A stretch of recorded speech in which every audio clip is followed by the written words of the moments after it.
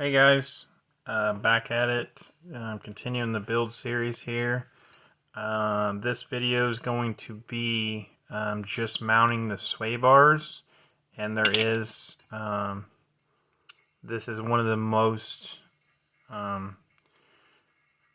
important, probably critical tips, I would say, of all the throughout all of this build series. This is going to be the one that is most important as far as making sure it gets done properly to get the best performance out of your WRC buggy.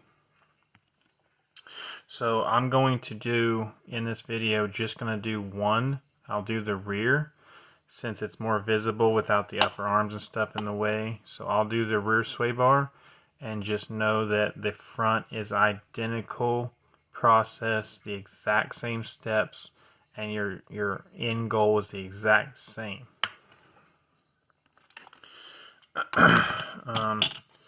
So obviously the stock sway bar for this car is a 2.6.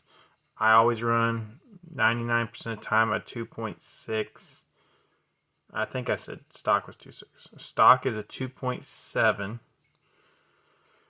I always run a 2.6 in 99% of the conditions. I do sometimes run a 2.5 in very low grip conditions, so I always carry that.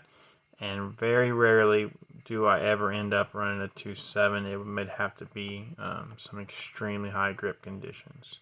So 2.6 is my go-to. So I'll be using a 2.6 for this build. I'm trying to think the best way to be able to show what I'm trying to show here. It might be better if I stood this up.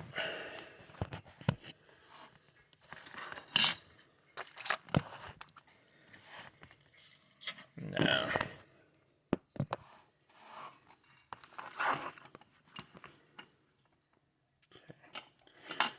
so the sway bar itself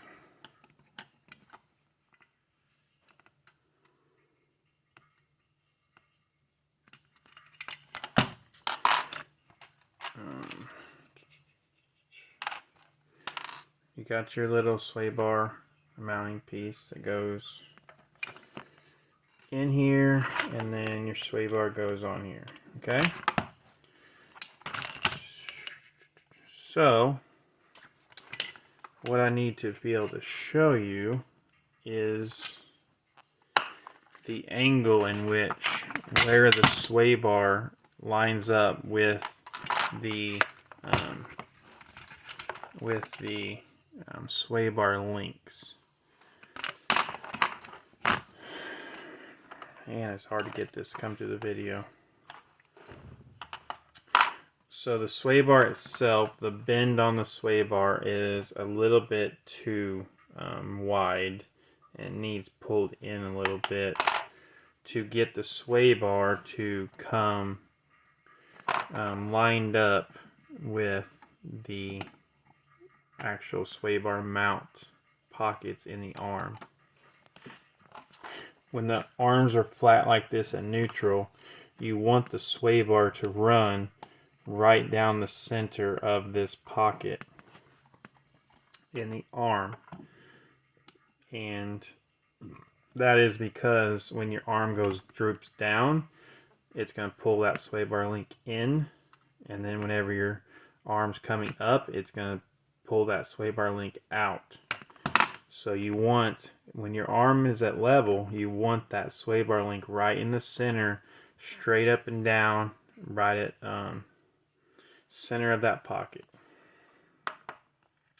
With the sway bar right out of the package, the sway bar angles are a little too open, and it actually has the links kind of out a little bit. So what happens is those links are at level, the links are already out, and then whenever it goes to the up travel, it keeps pushing them out, and they hit the edge of the pocket, where they run out of travel room, and then you have a bound up suspension as it's trying to go through the up travel. It's your sway bar is binding your suspension. So I'm going to try to do my best to show you exactly how I modify these sway bars to how I run them, and how I have shown many team members that I've been able to work with how to properly set your sway bars up. So the first thing you're going to do is go ahead and bolt the sway bar up to your vehicle. So bolt it on, just like everything's normal. Get it all bolted up.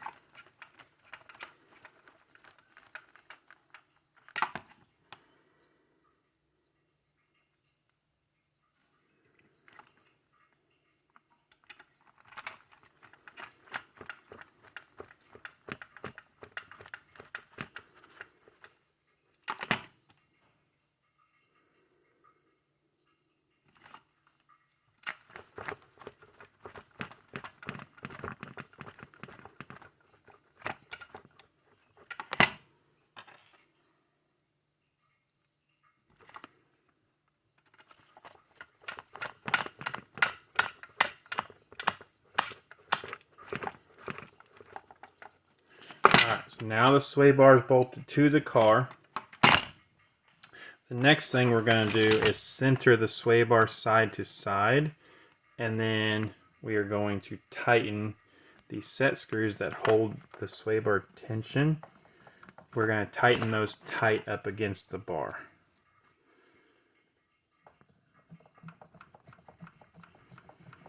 So basically line it up to where it's centered side to side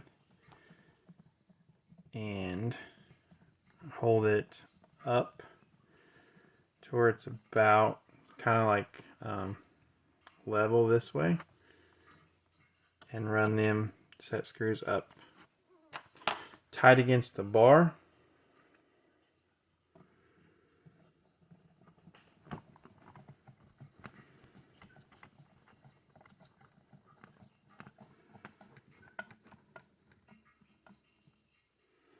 Alright, so it should look like this. The bar is tight, can't move, and bolted up. So yeah, so now then, basically what you're looking to do, if it comes to the camera, is that pocket where the sway bar runs through. The screw hole that holds this link on is the dead center of that pocket. So I take the sway bar and line it up with that screw hole. And the way I'm going to do that is literally I'm just going to take the end of the sway bar and I'm just going to bend it in. And then I'm just going to bend it, pull it in, and then look until it's right through the center of where that screw is lined up. And that's where I want the angle of that bar to be. And I'll do that to both sides. And then once I get the sway bar angle set, then we can move forward from there on setting the actual bar up.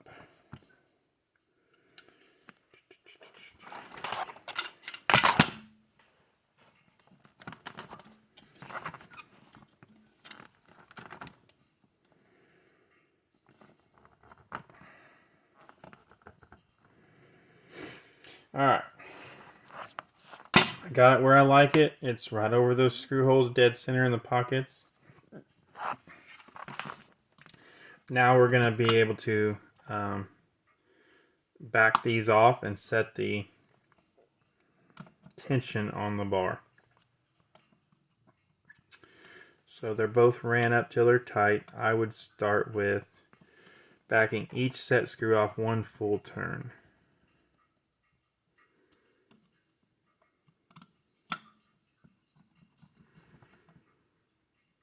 Okay. That's still pretty tight. So we're going to go another half a turn on both.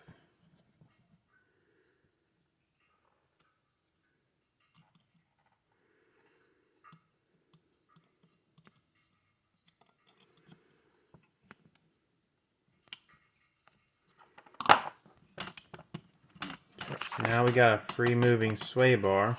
Now we need to make sure if the tension on that bar is the correct tension. So the tension is how much play the bar has moving in and out inside the mount itself. Those set screws, they're there to remove the play in and out of the bar. So you want to where the play is the same in each one of those, and you want it to where it just has the tiniest bit of play so that the bar itself can move freely with no bind, and it doesn't have excessive play. So the play, it seems identical side to side right now, which makes sense based on how I did it, from having it tight to backing it off equally both sides. But it still has a tiny bit of catch every once in a while. So I'm just going to back each one of those screws off just a tiniest bit, maybe up to a quarter turn on each one. And that should put me right where I want, where there's no resistance or bind in this sway bar itself. So we'll go ahead. We'll go a quarter turn on each one. And then we see we have a super free bar with no catch, and there's not excessive amounts of play. That's exactly what you're looking for. So now then, there's only one last part, and that is how to set where you want to set your actual mounts with the bar. So we'll go ahead and put those in, and I will show you exactly how I do that.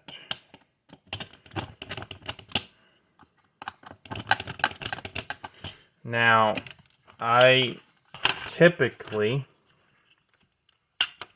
and I'll do it after this video, but I didn't really want to do it during the video.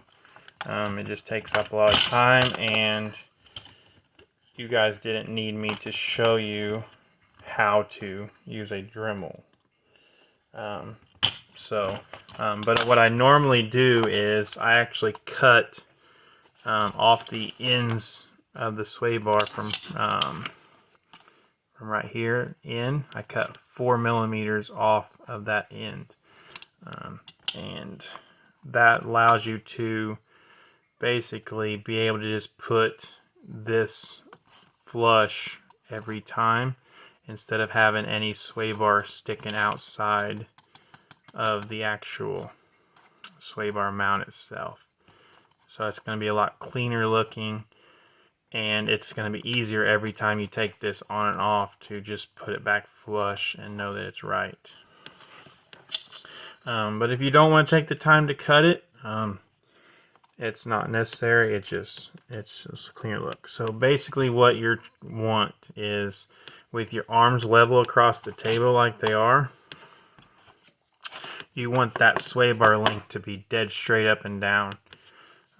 So you basically just want to pull, with your sway bar centered, you want to pull this link until it's straight up and down. Just look over the top of it, and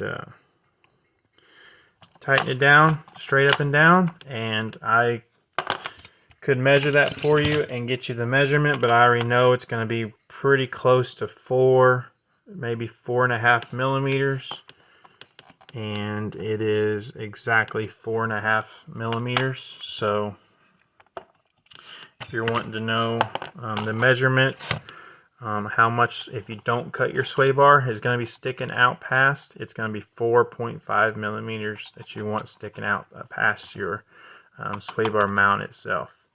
And like I said, you just want the sway bar links to be straight up and down.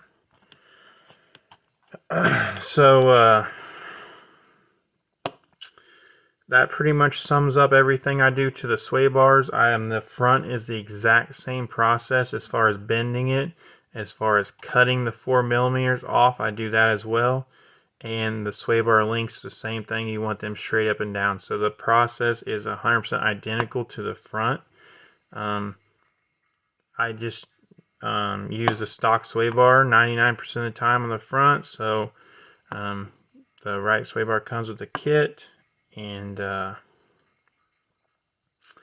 yeah, so that pretty much sums up the all the information I wanted to pass on to you guys about the sway bars.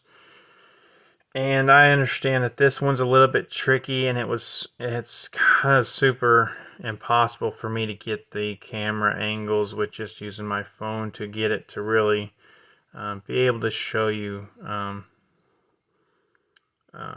very good. I did just tried the best I could, but if you have any questions on this or anything, feel free to message me and I will help get you lined out the best of my ability. And again, guys, thanks for watching, and stay tuned as we continue this build.